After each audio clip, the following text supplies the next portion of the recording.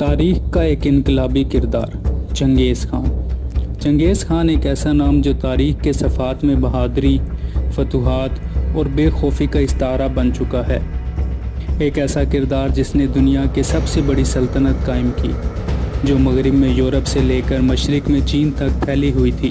لیکن چنگیز خان کون تھا؟ کیا وہ واقعی ظالم اور سفاک تھا جیسا کہ اسے عام طور پر بیان کیا جاتا ہے، یا وہ ایک عظیم قائد اور حکمت کا بادشاہ تھا جسے منگول قوم کو متحد کیا اور دنیا کی تاریخ کو ہمیشہ کے لیے بدل دیا؟ آئیے ہم اس عظیم جنگجو کی کہانی جانتے ہیں۔ چنگیز خان کا اصل نام تموجن تھا اور وہ 1162 عیسوی میں منگولیا کے میدانوں میں پیدا ہوا۔ اس کے والد یسوگی ایک قبیلے کے سردار تھے، لیکن جب تموجن صرف 9 سال کا تھا اس کے والد کو دشمن قبیلے نے قتل کر دیا۔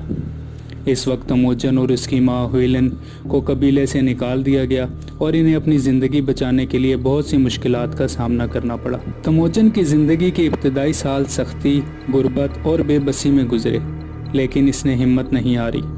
ان مشکلات نے اسے اس کی شخصیت کو مضبوط بنانے اور اسے بے خوف جنگجو اور حکمران بننے کے لیے تیار کیا۔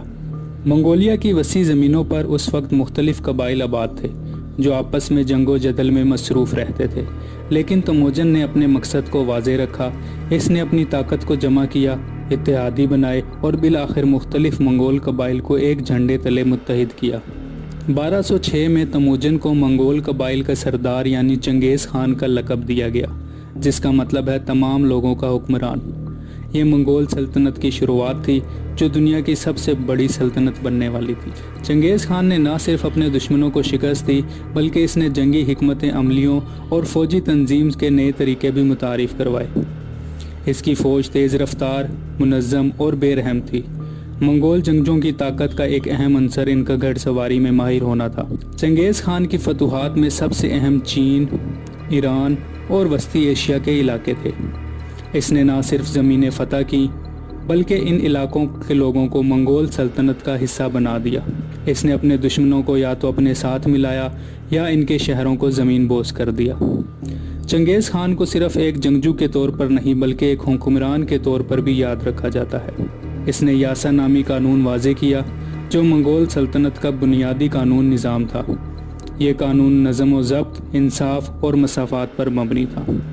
چنگیز خان نے تجارتی راستے کھولے، مختلف قوموں کے درمیان رابطے قائم کیے اور اپنی سلطنت میں امن و امان قائم کیا۔ اس نے اپنی سلطنت میں مختلف مذاہب کو برداشت کیا اور اپنے زیر اثر علاقوں میں علم و فنون کی ترویج کی۔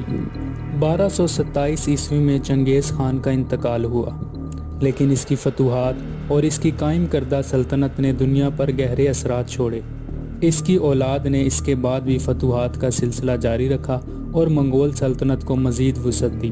چنگیز خان کی سلطنت نے دنیا کی تاریخ میں ایک نیا باب کھولا، جس میں مشرق اور مغرب کے درمیان تجارتی اور ثقافتی روابط مضبوط ہوئے۔ اس کی قائم کردہ سلطنت نے نہ صرف فوجی فتوحات میں بلکہ علم و فنون اور تہذیب میں بھی اہم کردار ادا کیا۔ چنگیز خان کی شخصیت کو مختلف زاویوں سے دیکھا جاتا ہے۔ کچھ لوگ اسے ظالم اور سفاک جنگجو کے طور پر یاد کرتے ہیں، جبکہ کچھ اسے ایک عظیم رہنما سمجھتے ہیں۔ لیکن اس بات سے انکار ممکن نہیں کہ تاریخ کے صفحات میں چنگیز خان کا نام ہمیشہ زندہ رہے گا، ایک ایسا رہنما جس نے ناممکن کو ممکن بنایا اور دنیا کی سب سے بڑی سلطنت قائم کی۔ مزید ویڈیوز کے لیے چینل کو سبسکرائب کریں۔